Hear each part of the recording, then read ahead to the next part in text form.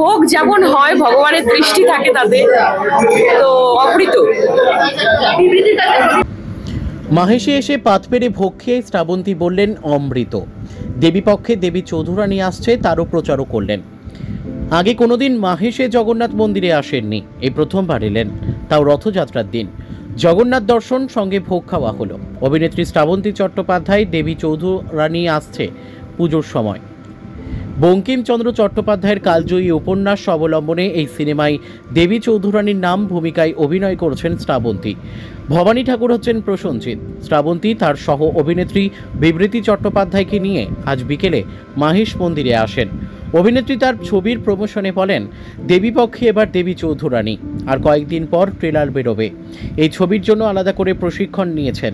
দেবী চৌধুরানীর চরিত্রকে বিশ্বাসযোগ্য করে তুলতে চেষ্টার কসুর করেননি বলে জানান। দর্শক সমালোচকদের ভালো লাগবে।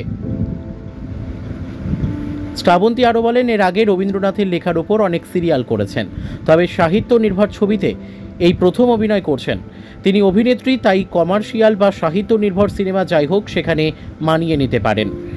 ভারতের স্বাধীনতা সংগ্রামকে উস্কে দিয়েছিল দেবী চৌধুরানী। ইতিহাস নির্ভর এই সাহিত্য থেকে বাংলা ছবি আগেও হয়েছে, তবে শ্রাবন্তীর দাবি তাদের ছবি আলাদা। আমার তো আজকে রথের দিন এটাই বলবো যে আমরা যে সুযোগ পেয়েছি এই মাহেশের রথ টানার, এবং সেখানে এসে আমরা যে আমাদের ছবি দেবী চৌধুরানী প্রমোশন করতে পারছি, এর থেকে লাকি আমরা হতে পারবো না।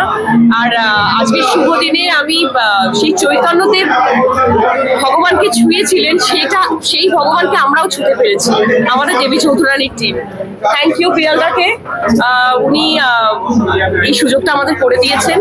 আর এটাই বলবো যে পুজোতে আসছে দেবী চৌধুরানী, এবার দেবী পক্ষে দেবী চৌধুরানী, সবাইকে হ্যাঁ অনেক নাম শুনেছি মাহেশের রথের, মানে ছোটবেলা থেকে বাবা মার মুখে শুনেছি।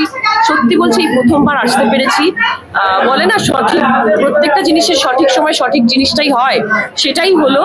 খুব ভালো লাগছে। আর মানে এখনো আমি মনে হচ্ছে স্বপ্ন দেখছি। না, এর আগে কোনোদিনও আসা হয়নি, এই প্রথমবার মাহেশের মন্দিরে আসলাম।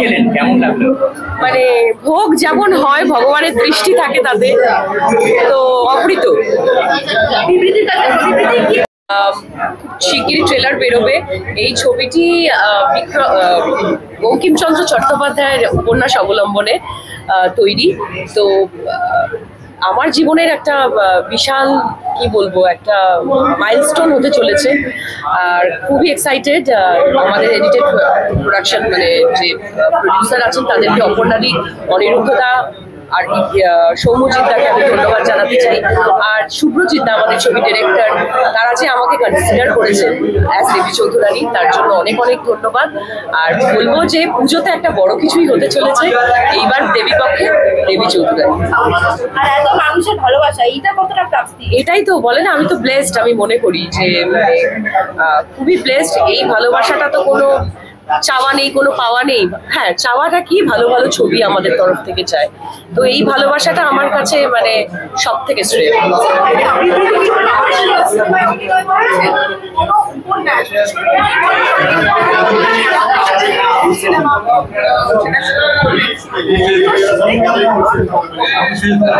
পুরোটাই হ্যাঁ, মানে যেটা আমি ছোটবেলায় অনেক সিরিয়াল করেছি, রবীন্দ্রনাথ ঠাকুরের অনেক গল্পগুচ্ছ, অনেক গল্পগুচ্ছের অনেক গল্প, আরো অনেক গল্প নিয়ে কাজ করেছি, কিন্তু ছবি মানে লার্জার স্কেলের এই প্রথমবার কাজ করলাম বঙ্কিমচন্দ্র চট্টোপাধ্যায় দেবী চৌধুরানী।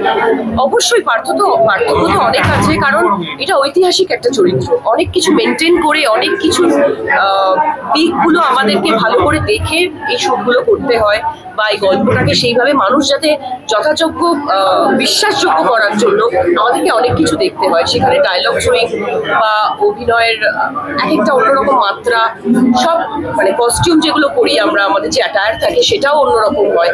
তো কমার্শিয়াল ছবির থেকে এটা একদমই আলাদা। আমি তো নিজেকে অভিনেত্রী মনে করি, আমার মনে হয় অভিনেত্রীদের তো কোনো জাত হয় না যে আলাদা করে মানে কমার্শিয়ালি করতে হবে, এরকম না। যদি অভিনেত্রী হয় সব রকম চরিত্রতেই আমার মনে হয় আমি স্বাভাবিক। চৌধুরানীর চরিত্রের জন্য আপনি কোনো বিশেষ এরকম হ্যাঁ, অনেক কিছু করতে হয়েছে। যেমন আমি স্ক্রিপ্টটা নিয়ে অনেকবার বসেছি, অনেকটা পড়েছি আমি বঙ্কিমচন্দ্র ওনার দেবী চৌধুরানী বইটা। আর তারপর আমাদের অনেক কিছু শিখতে হয়েছে, আমাদের অনুশীলন নিতে হয়েছে, সোর্ড ট্রেনিং করতে হয়েছে, হর্স রাইডিং করতে হয়েছে, নিজেকে ভেতর থেকে আরো বেশি সাহসী করতে হয়েছে। তো ইট ওয়াজ আ জার্নি।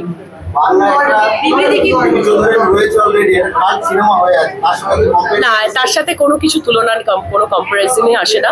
এটা একদমই একটা আলাদা নতুন রকম কিছু দর্শক দেখতে চলেছে দেবী চৌধুরানী। একদম বিবৃতি কি বলবে কেমন দেবী চৌধুরানীর মতন একটা ছবি কি বলবে? প্রথমত দেবী চৌধুরানীর মতন একটা ছবিতে পার্ট হতে পারাই একটা বিরাট বড় পাওনা। সঙ্গে বুম্বাদার কাগজ দিদির সঙ্গে কাজ করতে পারাটা আরো বিরাট পাওনা। আর কালকে যেমন আমরা গিয়েছিলাম নৈহাটিতে বড় মার মন্দিরে, আজকে থ্যাঙ্কস টু প্রিয়াল বাবু আমরা এখানে আসতে পেরেছি। মাহেশের রথ খুব নাম শুনেছি, সত্যি প্রথমবার আসা হলো। আর চৈতন্যদেব যে মূর্তি ছুঁয়েছিলেন, ওই মূর্তি নিজের হাতে ছুঁয়েছি, প্রণাম করতে পেরেছি। এর থেকে বড় পাওনা আর কিছু হয় না। ভোগটা খেলে মাহেশের ভোগ খেয়েছি, ভোগের ব্যাপারে বলতে নেই যে সুস্বাদু, কিন্তু তাও আমি বলে ফেলছি খুবই সুস্বাদু। আর তৃপ্তি হলো, মানে আমি খুব খুব খুশি। Thank you so much. Rituparna কোলের রিপোর্ট, বেঙ্গল আনলিমিটেড। রয়েছে আরও খবর, আর এই খবরের আপডেট পেতে আপনারা সাবস্ক্রাইব করুন এই চ্যানেলটিকে।